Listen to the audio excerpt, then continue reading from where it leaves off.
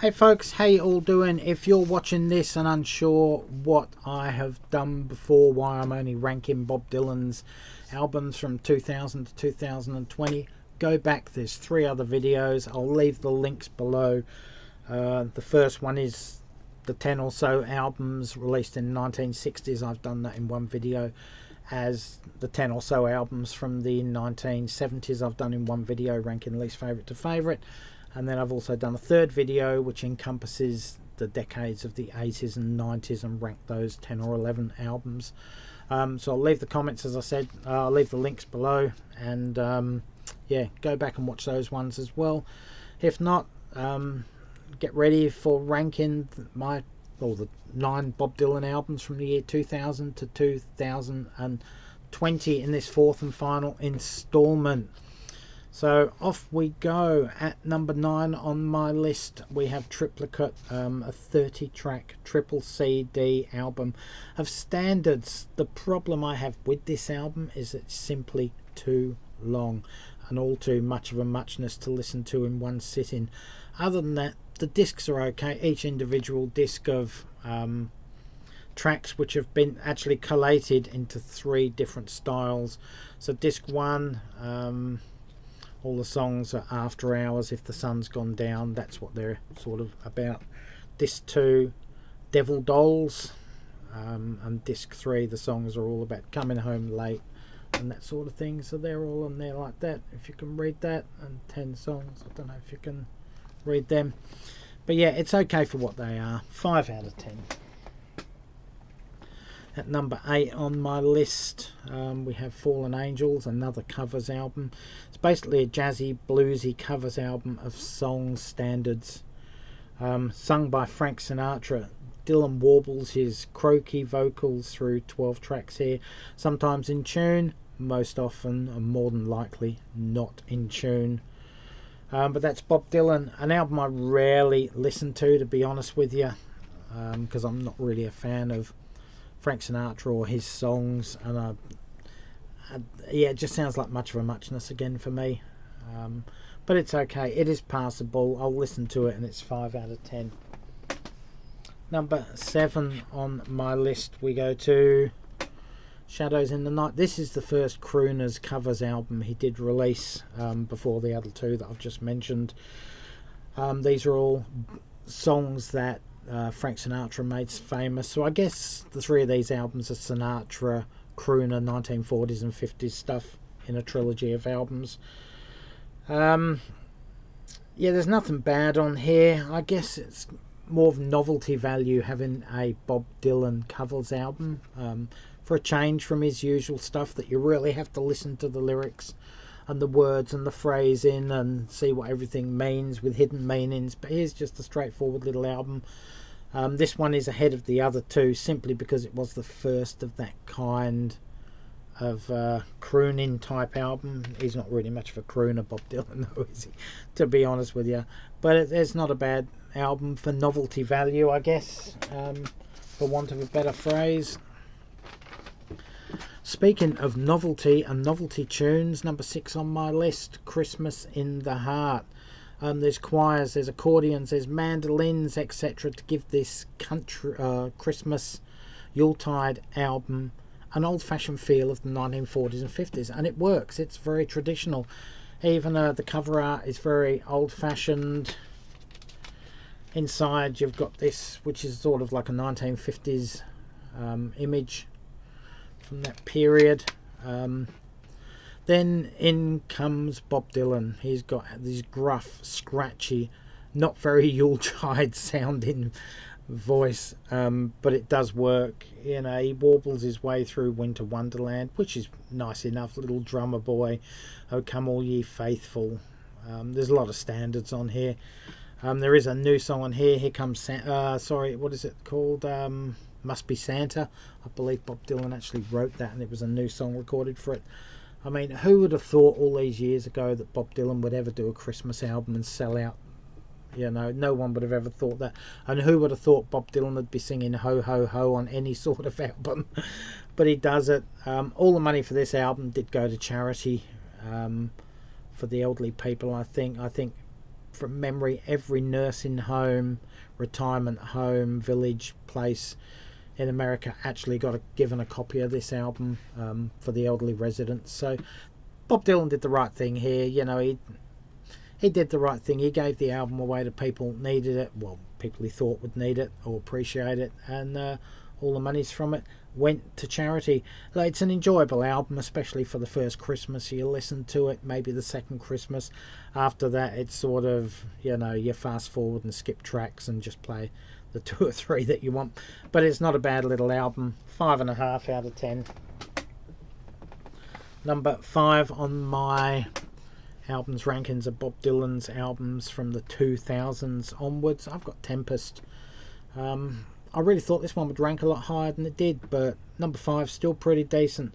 It's bluesy, it's blues rock, it's jazzy, it's Bob Dylan. It's what you'd expect from his self-written albums from the late 90s onwards, you know, Together Through Time, Modern Times, those sort of albums.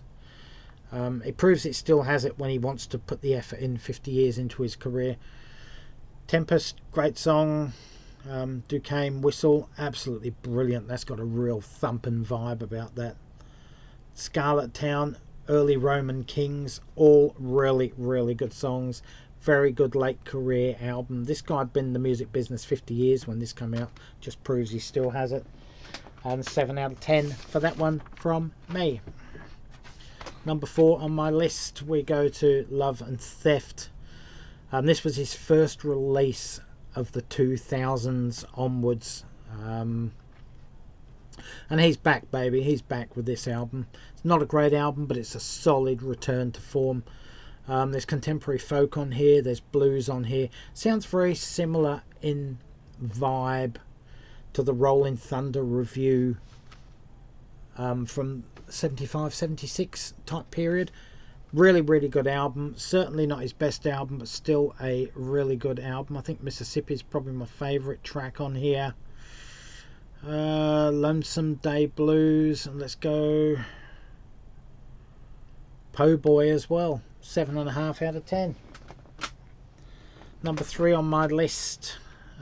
We go to Together Through Life. It's bluesy, it's folky, it's dark and ominous. He sits on top of a hill on this one, and he glances over the previous couple of decades and sees what's gone on in the world. And he lets us know in no uncertain terms what he thinks of greed, bankers, politicians, Ponzi schemes, and anything else that seems to catch his eye while he's looking over the horizon over what's happened. Really, really good album. Beyond Here Lies Nothing is a really good track.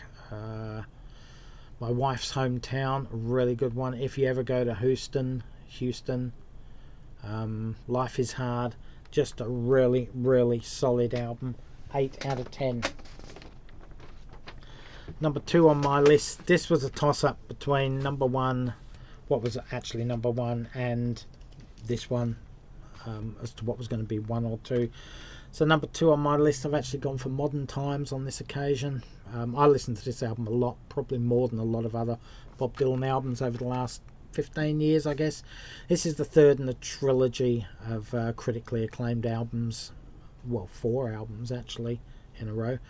There's blues, there's ballads, there's rockabilly, there's blues rock. There has been some criticism about this album with the use of other people's lines from songs, lines from poetry from famous poets, even uncrediting people, not crediting people on his on the album for writing certain lines, etc. But this is still a thumping ride of rock and roll, in my opinion. Thunder on the Mountain is great song. It's thumping, it's almost punkish in nature, and the way he just spits the lyrics out is absolutely brilliant. Rolling, tumbling, When the Deal Goes Down, The Levee's Gonna Break, all great songs. In fact, most of these songs are great on here, and the other 3 or 4 are really good. 8 out of 10. So that leaves one album for my favourite album in the last 20 odd years, and that album, Rough and Rowdy Ways. This one came out in 2020. It's Americana, it's blues, it's R&B, it's folk. I think I tried to sum this album up. It's a double CD actually. There's 2 CDs on here. I tried to sum this album up, and I couldn't find my own words for it, so I went looking around the internet. And the best place that summed this album up was actually an old review by the Daily Telegraph at the time, and it summed up the album best of all. And I'm gonna quote this: "It's one long, magnificent ride for his loyal fans, and the wise old poet has stirred up a cryptic cauldron of truths, clues, philosophy, myths, and magic." I think that absolutely sums up the album.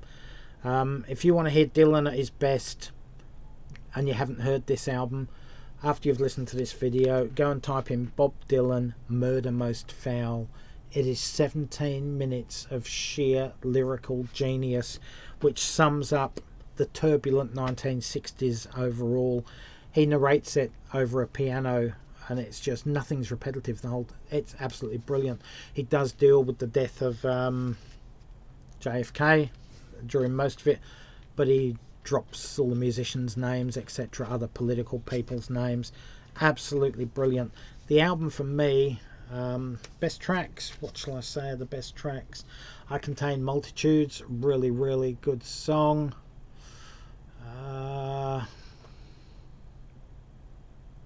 I've Made Up My Mind to Give Myself to You, another great song. False Prophet, obviously Murder Most Foul, which is on its own. That's why it's a double disc, 23 minutes long or something, 17 minutes long. That's got its own CD, that one.